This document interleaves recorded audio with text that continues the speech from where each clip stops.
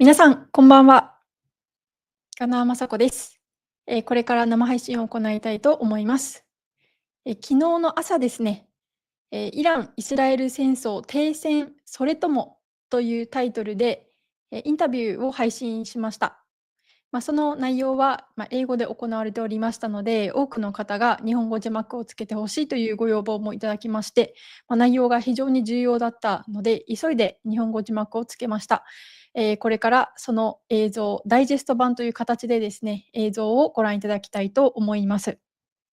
このイラン・イスラエル戦争、もう昨今ではですね、今日起きたこと、そしてまた明日起きること、もういろんな情報がありふれていて、そしていろんなことが起きるもんですから、私たちは何に注意を払ったらいいのだろうかと、そういうふうに混乱をしたりだとか、あるいは本来注目されなければいけないことはあまりニュースにもならず、そして、センセーショナルなところ、芸能人の話題とかですね、そういったところに皆集中をしていると、こういう世の中であると思います。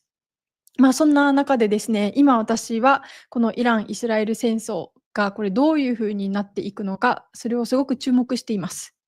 その理由と言いますのは、まあ、我が国日本がですね、いつグローバリストによって第二のウクライナにされるかという心配があるわけです。そういう中で、戦争というものはどういうものなのか、日常の私たちは戦争というものに触れることはなく、戦争というのはどういうものなのかということからですね、始まって、どうやって彼らはそれを起こすのか、そういったことの見方というのを私たちは持っていません。そういった見方、この目を養うためにもですね、この今回の中東で起きていることというのを非常に重要だなと思っています。またこの、インタビュー動画、ダイジェスト版で私も触れていますが、そしてまた、私たち日本はですね、エネルギーのほとんどを外国から輸入をしている国です。この中東でもし何かが起きて、これが長引けば、日本にとってはもう本当にこれはいいことではありません。そういうわけで、遠いところで起きている出来事ですが、私たちの生活に、ダイレクトに、影響があるのが、この中東の問題でありまして、それをですね、海外の専門家の方々のお話を一緒に聞いて、学んでいきたいと思っています。そしてまた、これから映像配信、字幕版をお届けしたいと思いますが、ぜひ皆さんにですね、この間私が丸谷一さん、危機管理、コンサルタントをされている丸谷一さんにインタビューをさせていただきました。そのお話はすごく、重要で分かりやすく、私たちの理解を助けてくれるものだったと思います。そんな中でですね、丸谷さんが言われたコメントですごく印象的だったことがあるんですよね。それは私も冒頭に申し上げたことと近いと思いますが、この、おっしゃっていた容姿というのは、この今回の戦争っていうのは、戦争が起こされる時の状況、何が起きているかって、そういうものを、知る、見極める、これは練習になるんだというふうなことをおっしゃっていました。そういう、いろんなテロとか、海外での、インテリジェンスをされている丸谷さんは、もう感覚でですね、こう何が起こるのかとか、そういったことをすごく察知される方であるんですけれども、そうではない私たちもですね、私たちの住むところで何がグローバルイシュに起こされようとしているのか、そういったことも含めて考えるためには考え方、見るためには見方、それをまずは養わなければいけません。これから、紹介する日本語字幕版のインタビューですね、そういった視点でぜひ皆さんにご覧いただきたいと思います。それでは早速、映像をご覧いただきたいと思います。For coming on to this show. It's a huge honor for me. Thank you very much. Matthew Bracken was born in Baltimore, Maryland in 1957 and graduated from the University of Virginia and UDT-CO training in 1979. Besides writing 5 full-length novels and many short stories and essays, he has also built a steel sailboat of his own design and has made several major ocean voyages on it. About 100 pages of each novel may be read on his website at enemiesforeignanddomestic.com. Thank you very much, Michael, for taking time. Thank you, Ms. Sacco. And let me mention something about Matt Bracken. Many people told me over time that I should pay attention to Matt Bracken. I started reading his work because of the quality of people that told me about him. And then realizing how accurate he is, like skipping past all the other stuff, that he actually built his own boat and sailed through the Panama Canal with it, which is pretty intense. But skipping past all that, he actually is extremely accurate on big picture stuff, and which is very hard to do. Today, we would like to talk about Iran and Israel war, and the situation has been changing hour by hour. So it's very hard to keep up what is really going on, and so many disinformation propaganda campaign is going on, and there are so many division between people. And so today I would like to ask both of you, what's your take on what's really going on and what could happen? The sneak attack by the Israelis was, to me, much worse than what was done by the Japanese, much worse, because Israelis were taking advantage of the negotiations going on between the USA, Mr. Witkoff and other diplomats, and Iranian diplomats. So they were using the cover of these negotiations not only to plan kinetic strikes with jet fighter bombers and drone attacks, but also sending, on the night before the bombs are dropping in Iran, they are sending Israeli ninja assassins across Tehran and elsewhere in Iran to murder scientists and generals and politicians, including people that were negotiating with the USA. They sent these ninja assassins even before the first bomb dropped. What Israel did was using the cover of the United States to do this sneak attack. And I consider it extremely dishonorable what they did. And even today we have learned that along with assassins killing people as they woke up and walked out of their house, that they were sending telephone messages and texts to other Iranian officials telling them that their children had been kidnapped and they must make statements against the Iranian government or their children would be killed. Again, I consider this very dishonorable behavior by the Israelis.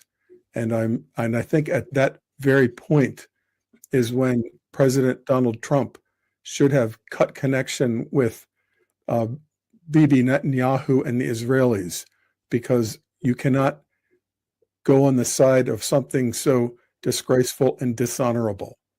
You must cut your tie from it. And I'm sorry that the United States then backed up the Israelis, even by giving them defenses against missiles with their ships and their THAAD and Patriot missiles. If somebody is doing something dishonorable, you don't then defend them. But we did. And then last Saturday, after Trump had said he will think about something possibly for 2 weeks, in 2 nights we did the B-2 attack, if it's true what happened, and in order to take out or destroy the Iranian high priority atomic research facilities and other nuclear facilities.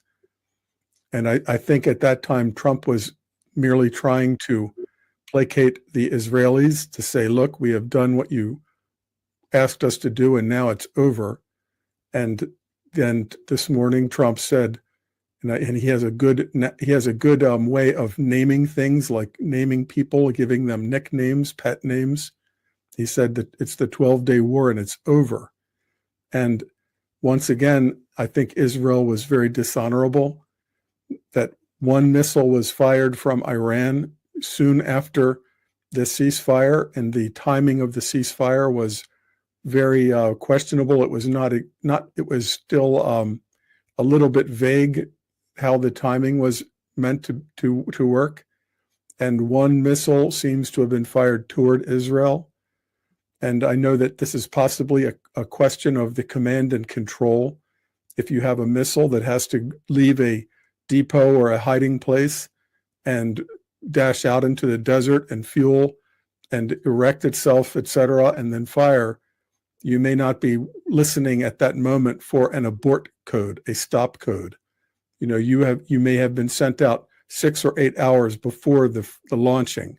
So I can excuse one missile coming from Iran, and then Israel, even after being told this is a ceasefire, launched every bomb that they had left remaining. So I consider the actions of Israel in this situation the last 2 weeks to be very disgraceful and dishonorable, and I wish we were not attached to them. That's what I have to say. Yes. Well, I was just checking in the screen over here, asking somebody how many bombs were dropped after the ceasefire was called. In fact, I got reports before they were public, but I didn't go public with them because I wasn't sure if they were accurate. But the reports that I got, so I just held on to them, wait to see, you know how this goes. But the source is generally quite accurate with a few misses now and then, so I was playing it safe. But I think what happened was, based on the reports that I got, Trump did his thing, declared a ceasefire unilaterally, apparently alone, probably, I don't know, alone. He apparently didn't ask anybody else like Iran or Israel. And but the Israelis ran an airstrike. If you look at the map, if you're going to launch your aircraft from Israel and go to hit Tehran, you're going to fly over Iraq. And so I was getting reports that Iraqi radars were being taken out at various places like Taji and Baghdad International Airport and one other place. I think may have been Victory. Anyway, those Al Udeid, that was over in Qatar. But I was told that was unrelated. But I was told that they were taking out those radars. Israel was taking out those Iraqi radars so that their attack aircraft could safely transit over Iraqi airspace, hit the Iranians, and of course come back to Israel over Iraq. That looks to be those reports look to be have been accurate. At the end of the day, Israel, I see reports over here, have killed since the ceasefire began. It looks like they've killed about 80 people in Gaza. And so, you know, they're doing a genocide in Gaza. It's very clear. In fact, if you have Google Earth, you can go on Google Earth and just look at the damage. A lot of the devastation is quite clear. It's very common today to hear, and it's very, it's simplistic, and there's a lot of truth to it, that all wars are bankers' wars. But behind the bankers' wars, all wars, modern wars, probably ancient wars, are wars over resources. Routes and resources. Who has the grain? Who has the oil?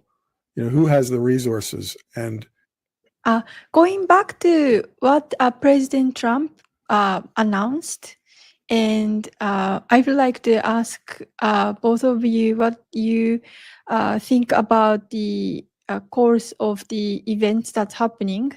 And in the beginning, Matthew explained that how the Israeli kidnapped the people in Iran or blackmailed during the negotiations. Those kind of information is not much known in Japan, so we would like to know more about this too. And this is the announcement that was made. Now it's been more than 2 days ago or a day ago in US time, I think. President Trump said, "Congratulations to everyone. It has been fully agreed between Israel and Iran that there will be a complete and total ceasefire." And he called this the 12-day war, but it's been 13 days and the missiles are still flying. When Japanese people saw this post, I see a lot of people reacted saying that the war is over and sort of like congratulating the end of the war. But it seems like it's not have been ended. What do you think about the situation now? Well, I think that President Trump likes to give things a clever name, and the 12-day war is an echo of the Six-Day War in 1967, which was also, these wars were also begun with Israeli, what they call preemptive or defensive sneak attacks. It seems to be Israeli custom to decide to attack first, but it would not sound as nice to call it the 13-day war. In America, 13 is considered an unlucky number, even though it's a nice prime number. It has an unlucky connotation, a negative connotation. So I literally think that Trump thought this is 12. Somebody said, it's been 12 days. And he said, aha, 12-day war. Let's call a ceasefire now so I can name it. And then the name of this war will be attached to my name, Donald Trump, the peacekeeper, before going to NATO. The 12-day war will be associated with the name Donald Trump as the peacemaker. I think this is a large part of it. What do you think about the Nobel Peace Prize related regarding President Trump? Is he seeking to receive the award, or what do you think about this? He would love to get any I think it's accolade. become a joke over the years. Yeah, I don't even pay attention to it anymore. That's like giving Obama got it. Big Mac award or something, Obama got it. Yeah, it's a celebrity award. Obama got it, and so did Yasser Arafat. So it's irrelevant. It seems like getting a Nobel Peace Prize is a sign of following what globalists wants to do. I think he would absolutely like to have it, like an actor winning an Academy Award, the Oscar statue. I think that Trump would like to have that on his, on his shelf, his desk. But I think more important to him is the wordplay or meme value of naming a war the 12-day war, because that will always be associated with Donald Trump, that he stopped a war in 12 days. That is more important than having a statue for your desk. But he has no power to stop this war. And he doesn't need the money prize either. Yeah, he has no power to stop this war, and this war is not stopping. Well, so if he is serious, he can cut off Israel. He can say, not one more bullet, and our ships are not defending you. After tonight, you are on your own. But that won't stop Iran and others. The people can smell the blood in the water for Israel now. They can smell it. They're weak. They're much weaker than they've ever been, and they're getting weaker by the minute. Their economy is just withering. And after this announcement, I think Iran needs a delay for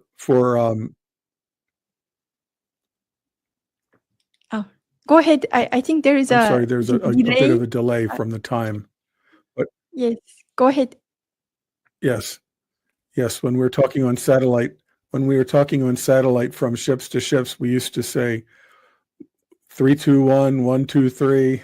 So the time can synchronize. But I think that Iran needs time to reconstitute its air defenses. And I think also Russia is very interested in what went wrong with the air defenses. Part of it, I think, will be that Israeli agents of Mossad and also Kurdish agents had spent a long time building up a drone attack force inside of Iran in remote desert areas. These are the trucks that have square cells in the back to launch drones. So an air defense site in the middle of the desert in Iran, it is completely possible for it to see 400, 500 miles out over the horizon. Any Israeli jet is coming, any jet from an enemy is coming. But what they didn't expect was an attack from a truck that's only 20 kilometers away, launching drones at level. Okay. So I think that a lot of the Israeli air defense site, or excuse me, Iranian air defense sites were neutralized the night of the sneak attack by drone attacks, not by Israeli jets doing electronic warfare, but by very close by drone attacks. And if this is the case, this kind of a trick or ploy is not likely to work twice. This is a one-time sneak attack trick. You can't do the same trick again. But the Russians especially are going to want to know if there were failures of its air defense systems. And they will be extremely interested to study the electronic forensic traces on radar and other captured electronics to see how this B-2 bomber, if it flew right across Iran, from what direction did it come? And if it was invisible to Iranians, possibly they can study the forensic analysis after this attack and discover here's a trace here that we missed on the night of the B-2 attack. This is the signature of a B-2 flying. And in the future, we have to focus on this because this is possibly the weak point of a B-2 attack. So the Russians and the Iranians are going to want a period of time to work on their air defense. They can always begin attacking Israel again with medium-range ballistic missiles. This is not a problem for them. But as long as their air defenses are down and their skies are wide open, they're extremely vulnerable. So I think they need some time to reconstitute air defense and also to move any enriched uranium and other important equipment to dispersed sites where they cannot be attacked easily. Because I think that now the Iranians are going to go full speed ahead for developing nuclear weapons out of self-defense, if no other reason. One thing that Matthew said, almost as just a throwaway statement, was that the Kurds seem to have done the drone attack. Remember what I've said about Kurds. I love Kurds. I spent a lot of time out with them. I have a lot of respect for them. And I know a lot of Kurds are Zionists, and they are this close with Israel. And I mean this close. And I've been out with them a lot. And if I ask them, which I have many times, you know, what countries do you hate? What countries do you love? A lot of the Kurds will say Israel is number one. And then they'll go, oh, and America too, you know, because they generally like America and Israel. But the Israelis, or let's say the Zionists actually, have worked for a long time to nurture their relations with Kurds. Many Kurds believe that they're a lost tribe of Israel, right? And so therefore Zionism, right? And a lot of Kurds actually live in Israel, right? So this is something to keep in mind. I mentioned that to you before because so many Kurds, as you know, are moving to places like Saitama in Japan. And so this is something of interest in the anthropological human terrain of this that we see across the globe. And I've seen websites back before I went with the Kurds, more than 20 years ago. I was studying up more on the Kurds, and I found a website where Israelis were talking with Kurds in English online, and the Israelis were teaching the Kurds in Tennessee, in Germany, but mostly Tennessee, how to kind of seize influence in Tennessee and the United States. Like they were teaching them where the switches are in the cockpit, which people you need to form relationships with, you know, like the attorney general is such and such, and, you know, teaching them how to do things and how to gain information dominance and how to get the right lawyers to fight. You know, you've seen in Japan when people say that there's problems from aliens such as Kurds that are in Japan doing criminal activity, like the Japanese writer has been sued by Kurds. Am I correct with that, Masako? He's been sued for writing what he thinks is some of the crime that they brought. And so that's the sorts of things that I watched 20 years ago, Israelis teaching Kurds how to do in the United States. So when I say Zionism is not Judaism, I mean straight up, a lot of Muslims are hardcore Zionists, as are, I think, the majority of Zionists are probably American Christians, but nobody seems to know how that pie chart really looks on who's who in the Zionist zoo, right? But so what we're really looking at here is a Zionist oligarchical system, which is, they fight each other too internally. And keep in mind, Israel is not, that's just a lily pad for the Zionists. They also have serious influence in places like Argentina, Panama, United States, of course, Canada, and increasingly so in places like Japan. And also don't forget the mice, just plain, besides ideology, just plain money, right? People can be influenced by suitcases full of 100-euro notes or $100 bills. People are easy to buy. And sometimes they're blackmailed, and then it becomes a blend of blackmail and corruption, and then they just become your agent. What Matthew's saying is important, indicating that some of the Kurds who did the attack may have just been bought off, but there are a lot of Kurds that are ideologically very aligned with Israel, very and deeply, and live in Israel. And not only Kurds. I'm sure there are all kinds of Iranians that have been co-opted by Mossad over the years. Yeah, but I love Kurds. I've been out with them a lot. I'd go out with them tomorrow, but I'm also aware of the who's who in the zoo is quite complex. I'm interested, Masako. Yes.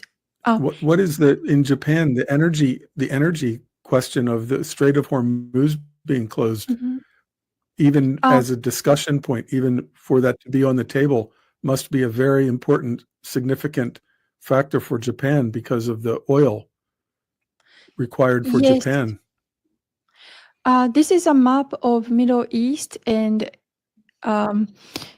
those countries which colored in yellow, those are the countries Japan import oil from.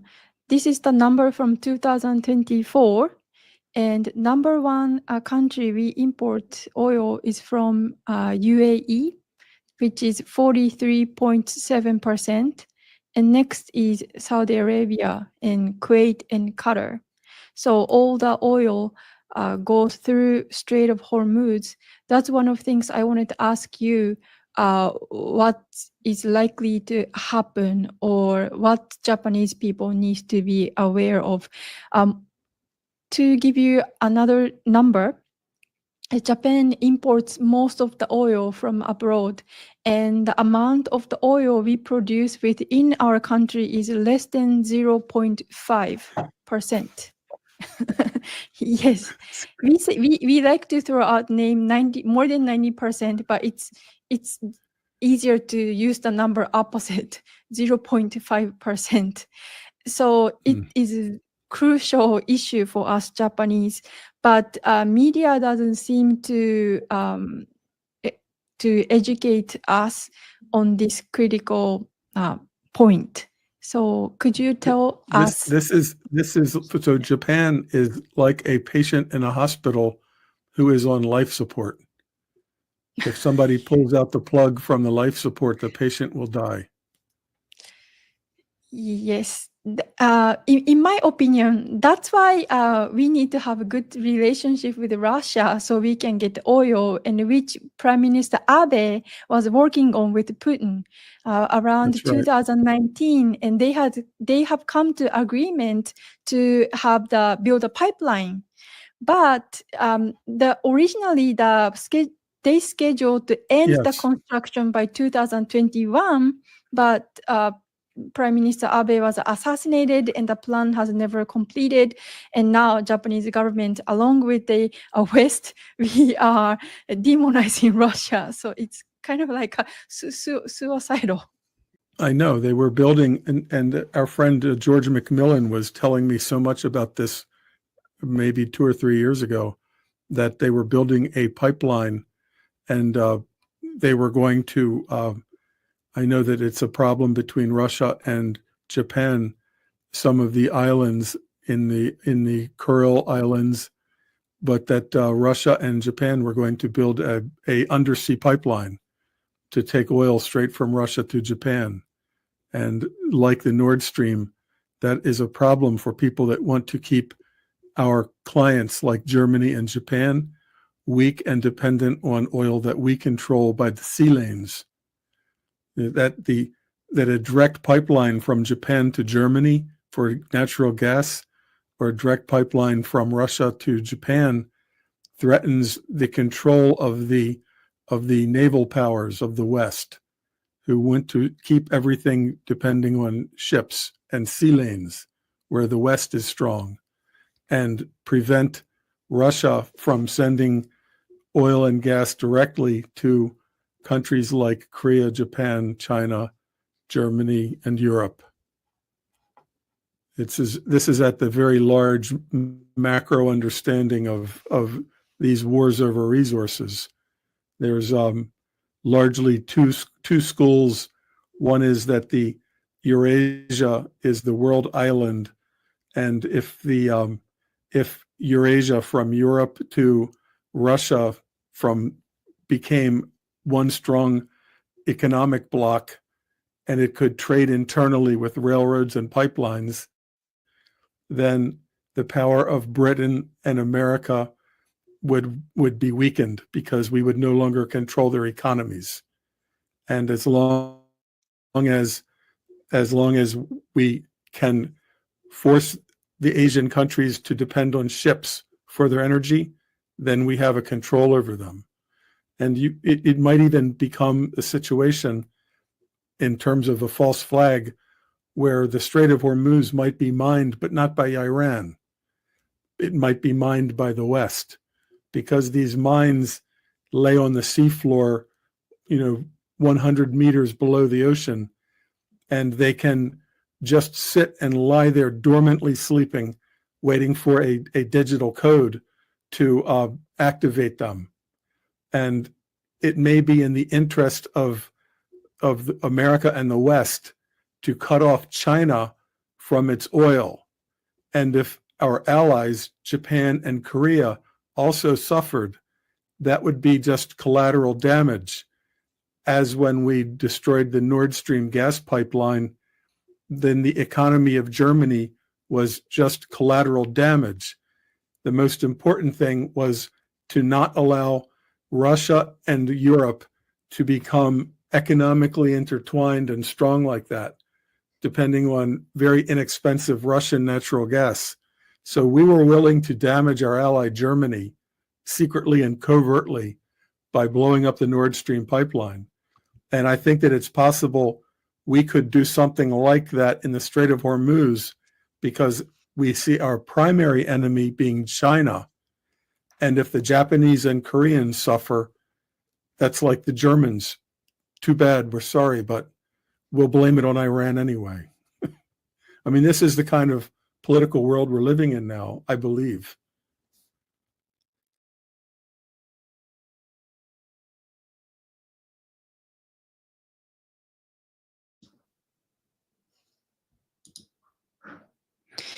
はい、今ご覧いただいたのが、ダイジェスト版のその1ということで、昨日の朝配信したインタビュー動画の、短くしたものに日本語をつけたものになります。地政学のことですとか、特に、我々、コメントを私も見ていたんですけれども、このイスラエルが最初にイランを攻撃したときに、イスラエル単独でやってるわけではないんですよね。前回インタビューさせていただいた丸谷さんのお話では、イギリスも協力をしていた。そしてまた、アメリカも了承していたわけでありますし、イラクのレーダーをに映らないようにイラクに対してもいろいろやっていた。で、またクルド人がそこで活躍をしたという話がありました。日本でですね、どんどん、クルドの人たち増えています。高速道路なんか走ってもですね、なんだこんな危なそうな積み方しているトラックはと思ってみると、運転席を見ると、やっぱりこの人クルドの人じゃないかなと思われる顔をしてるんですよね。そういう視点で今日本で問題として取り上げられています。違法な社債の件とか、スクラップの問題とか、あるいは、日本では常識とは思えないような、騒ぎをしたりとかですね。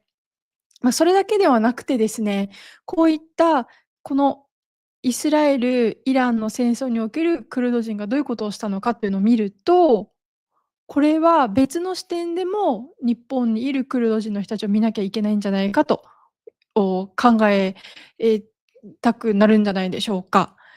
いろんなですね、彼らというのはすごく差別だと騒いで、日本で議論が起こること自体をすごく警戒しているというのもありますよね。ですから、この海外の情勢を見て、一体彼らは何をしようとしているのかと、可能性というものも我々考えなければいけないと思います。はい。そういうことでですね、このお話全体がですね、だいたい2時間近くあったものを、半分以下にまとめて、その半分にしたのが今日の配信です。ダイジェスト版その2が、また近日中に日本語字幕をつけ次第公開したいと思いますが、最初の冒頭に申し上げた通り、中東遠くで起きていることだから関係ない、終わったっぽいから関係ない、そうではなくてですね、マスコミが何を隠しているのか、あるいは、この戦争が起きる時にどんな国がどういったところで共謀しているのかとかですね、いろんなところを多角的に見る必要があって、日本が第二のウクライナにされないようにするためにも、日本人我々平和ボケしていますから、戦争っていうものがどうなのか、それを見る力をつけなければいけないと思います。そのための勉強という意味もあり、そしてまたホルムズ会議を何が起こるのかというのをもちろん注視しなければいけませんので、引き続き私もこのような関係のインタビューもしていきたいと思います。またテーマとしまして、これ戦争をミサイルが飛ぶという視点で、地政学なものとかのお話が今回のインタビューは多かったわけなんですけれども、このイラン、イスラエルのこの戦争、金融の世界とどうつながっているのかというのも我々知らなければならない問題だと思います。つまり今ドルの世界でありますけれども、しかし、ブリックスっていうのがどんどんできてきているわけですよね。それが力を持って、今のドル覇権が壊されてしまうことをグローバリストたちは嫌がっている。そういう視点から今の戦争を見るというのも非常に重要であると思います。そしてまた、CBDC、中央銀行によるデジタル通貨ですね。こういったあたりもどのようにつながっていくのか、それも見なければならないと思います。いろんな視点から見ていきますと、全て向かっていく方向っていうのは、AI とか、あるいは、テクノロジーの進化によって、より中央集権的な、ものを、言い方を変えれば、この世の中ですね、デジタルジェイルという言葉を使うジャーナリストもいるんですけれども、もうこの世の中がデジタルのもう牢屋の中にいる。そういった世界をグローバリストたちは作っているという面も、あります。そういったいろんなことがですね、つながって、もちろん作用しているわけですから、そういったことを包括的に見る訓練を我々はしなければならないと思います。そういった、ことで、これからまた配信引き続き継続していきたいと思いますので、ぜひ皆さん、共に学んでまいりましょう。そしてですね、最後になりますけれども、今度ですね、私のチャンネルでずっと皆さんにお話ししていた、世紀の遺書、こちらがやっと見本本が、出版社の方から送っていただきまして、手に届きました。実際に、手に取って、見てみると、また改めてですね、感慨深い思いがします。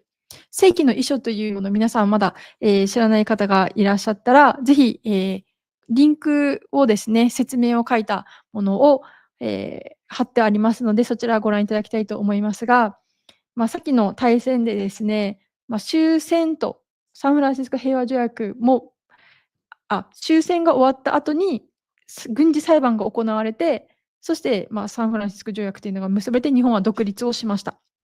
なんですけれども、終戦にもかかわらず、休戦なんですよね、あれ本当は。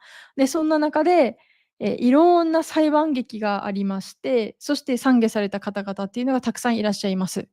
日本の独立のためにということで、死生観を語って、そしてこの世を去っていた方々、英霊の方々が残した遺書がこの本の中に詰まっています。そのシリーズの第2番目にあたるのが、この世紀の遺書、祖国よ栄あれです。私は、大変、恐れ入ったものなんですが、解説を担当させていただきました。ぜひ皆さん、この世紀の遺書、たくさんの方に手に取っていただいて、今の私たちが何と戦っているのか、そういったものすべてつながってくるわけですから、歴史と今の私たちの現実世界を、つなげるという意味でも、ぜひ皆さんに手に取っていただきたい本です。そしてですね、このハート出版さんから出てるんですけれども、この本をこのハート出版さんのメルマガがありまして、そこでですね、この本をメルマガ登録している方、抽選3名プレゼントしたいっていうことで、私も記号もお願いされましたので、これから、英霊の鎮魂の意味を込めて、一文書きたいなと。そしてですね、せっかくなので、私が今回解説を書く上であちこち訪れましたが、その時に行った場所で撮った写真をですね、手作りのポストカードにしてみました。ぜひしおりとしても、使えるものだと思いますので、ぜひお役立ていただきたいなと。これを、このハート出版さんにこれから送って、それで、こんな感じで挟んで送ってもらうことになるんですかね。はい。写真はちなみにこっちが、東京裁判が行われた講堂になっていて、で、こっちが、巣鴨プリズン跡にある石碑の写真。そしてこれはちょっと前に撮った写真なんですけど、靖国神社。で、これは、最近私が行った千葉県の五穀神社の、敷地にきれいに咲いていた朝顔です。これを、一緒にお送りさせていただきたいと思いますので、ぜひハート出版さんのメルマガですね、皆さん登録していただければと思います。リンクを貼ろうと思ったんですけど、どこでメルマガ登録できるかはちょっと探せなかったので、もうそれは皆さん、自力で探してみてください。はい。ということで、これで今日の配信を閉じたいと思います。イラン・イスラエル戦争停戦、それともということで、マット・ブラッケンさんとマイケル・ヨンさんにお話をお伺いしたダイジェスト版日本語字幕付きの配信でありました。皆さんご覧いただきまして大変ありがとうございます。引き続き、配信続けていきたいと思いますので、また次の配信でお会いしましょう。最後までご視聴ありがとうございました。